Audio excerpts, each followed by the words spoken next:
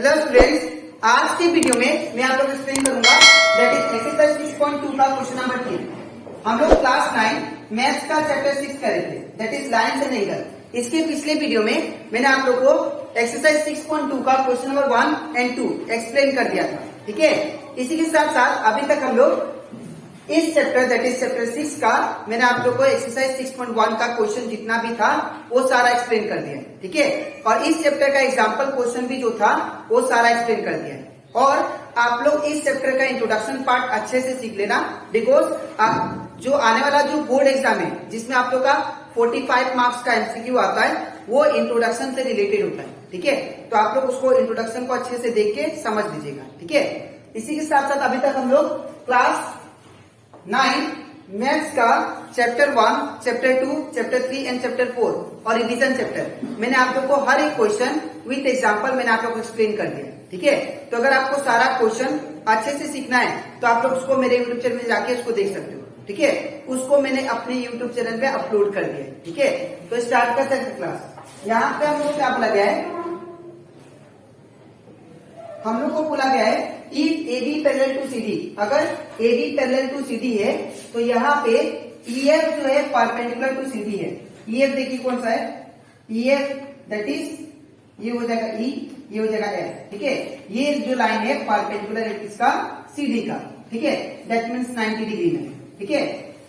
Angle GED देखिए ध्यान से, GED ये टोटल जो एंगल है वो कितना है 126 डिग्री, ठीक है। फाइंड एंगल AG, हम लोग को AGE फाइंड करना है, ये वाला एंगल, ठीक है। और क्या फाइंड करना है, एंगल GEF, तो GEF ये वाला एंगल भी फाइंड करना है, ठीक है। और क्या फाइंड करना है, FGE, तो FGE कौन सा है, FGE दैट मीन्स ये वाला एंगल भी फाइंड करना है, ठीक है। तो सबसे पहले हम लोग गिवन लिख लेते हैं। तो गिवन क्या दिया हम लोग को, गिवन हम लोग को दिया that is angle GED is equal to 126 degree.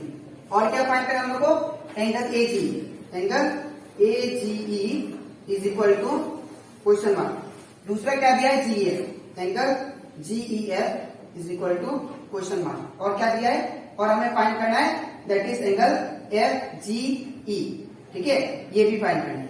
तो सबसे पहले हम लोग क्या करेंगे, यहाँ पे आप लोग ध्यान से ऑब्जर्व कीजिए, ये वाला और ये वाला दोनों क्या होंगे, अल्टरनेट एंगल होंगे। क्या होंगे, अल्टरनेट, बिकॉज दो लाइन जब पैरेलल होते हैं और एक ट्रांसवर्सल होता है तो ये वाला एंगल ये किसके बराबर होता है, इसके बराबर। क्या रीजन होता है, अल्टरनेट एंगल। तो इन द सेम वे ये वाला एंगल किसके बराबर होगा, इसके बराबर, ठीक है। तो हम लोग क्या लिखेंगे, दैट इज एंगल AGE,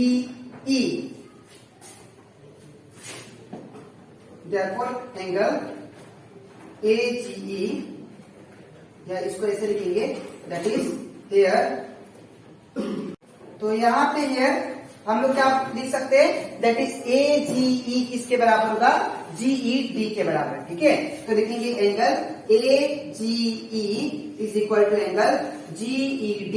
कौन सा रीजन से, दैट इज अल्टरनेट एंगल से ये इक्वल होंगे, अल्टरनेट एंगल, ठीक है। तो यहाँ पे क्या हो जाएगा, दैट इज यहाँ पे बोल सकते हैं ये दोनों इक्वल हो गए। तो यहाँ पे क्या लिखेंगे हम लोग, that is angle AGE is equal to GED का वैल्यू कितना है 126, तो यहाँ पे क्या होगा 126, ठीक है।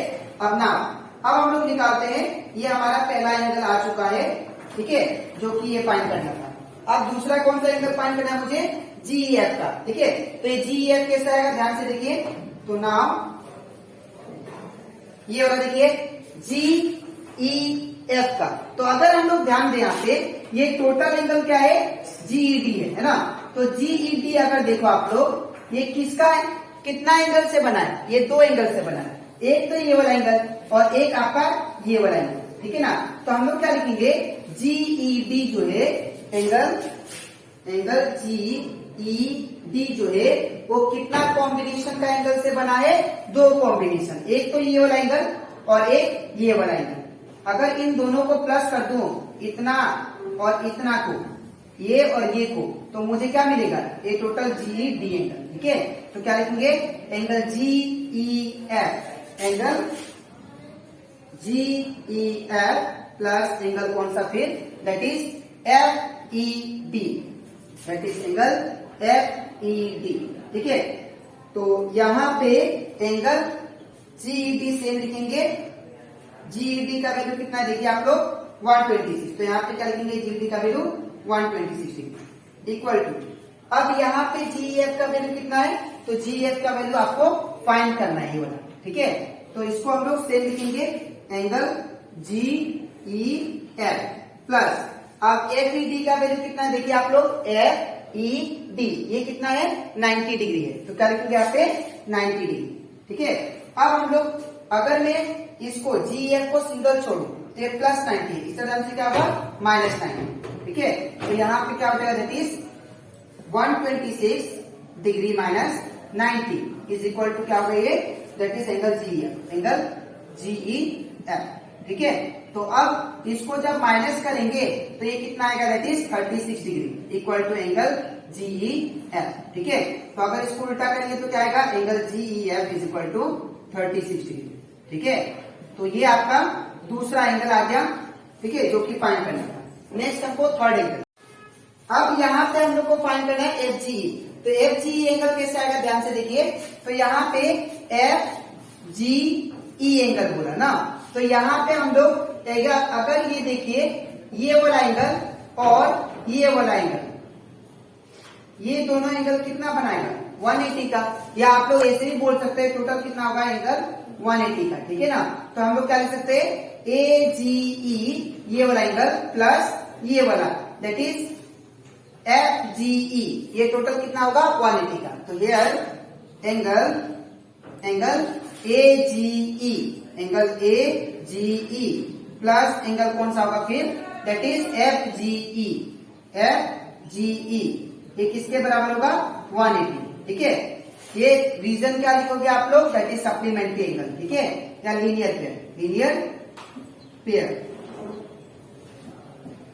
तो यहां पे क्या होगा एंगल जी ए जी का वैल्यू कितना देखिए आप लोग, ए जी का 126, तो यहाँ पे क्या होगा 126 डिग्री प्लस एफ जी हम लोग को फाइंड करना है, तो F G same equal to 180 degree same. ठीक है, तो यहाँ पे क्या हो जाएगा, अगर मैं एफ जी को सिंगल छोड़ू तो 126 प्लस में इस तरह से क्या होगा माइनस, तो angle F G E is equal to क्या होगा 180 डिग्री माइनस 126 डिग्री, तो ये कितना आएगा angle F G E is equal to 180 degree में से 126 काट देते हैं, तो ये हो जाएगा दैट इज 180 डिग्री में से 126 दैट इज 4, यहाँ से 7 में से 2 दैट इज 5 और 54 डिग्री। ठीक है, तो यहाँ पे कितना आएगा 54 डिग्री। तो यहाँ पे हम लोग का तीनों एंगल्स मैंने फाइंड कर दिया। ठीक है, तो आई होप आप लोगों को एक्सरसाइज 6.2 का क्वेश्चन नंबर 3 अच्छे से क्लियर हो गया होगा। ठीक है, अब इसके नेक्स्ट स्लाइड में मैं आप लोग को समझाऊंगा एक्सरसाइज 6.2 का क्वेश्चन नंबर 4। ठीक है, तो इसके बाद हम लोग करते हैं एक्सरसाइज 6.2 का क्वेश्चन नंबर 4।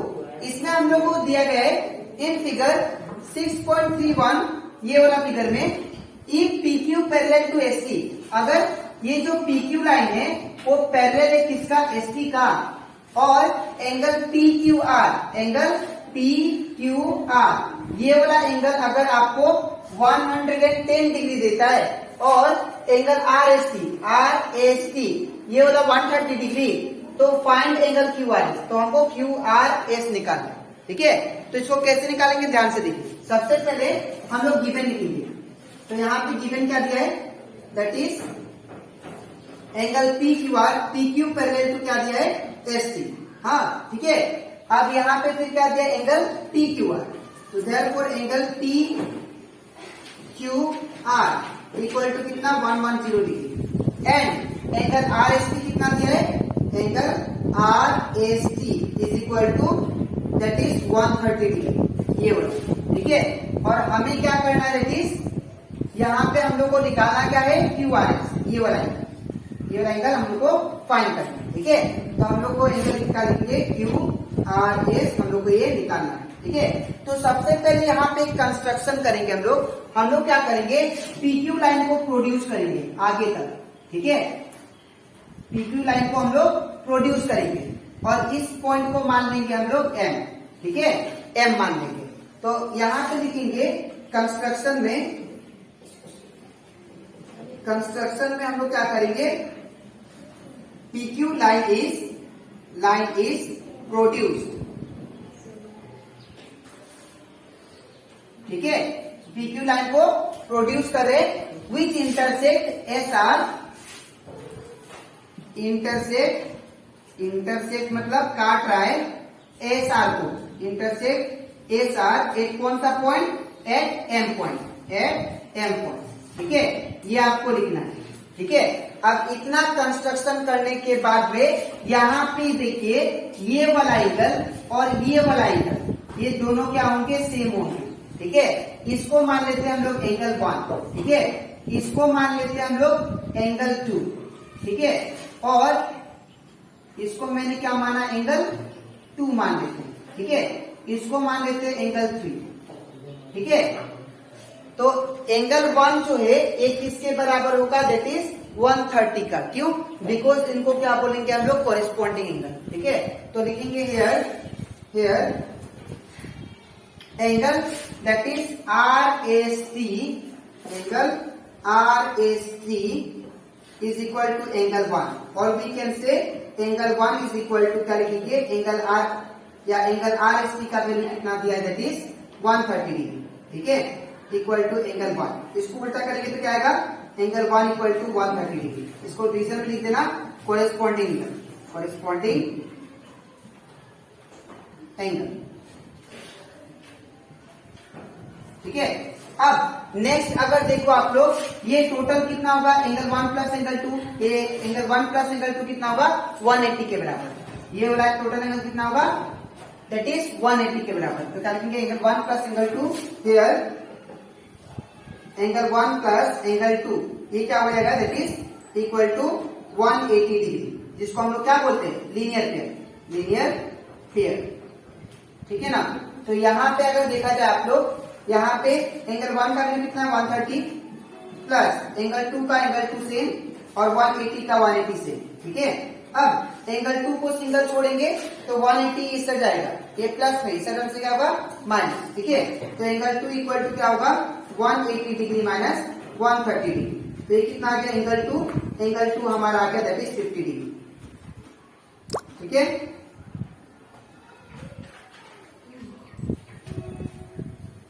एंगल 2 50 डिग्री, और यहाँ पे एंगल 2 आ गया, और यहाँ पे क्या है हमारा, एंगल 1, ठीक है।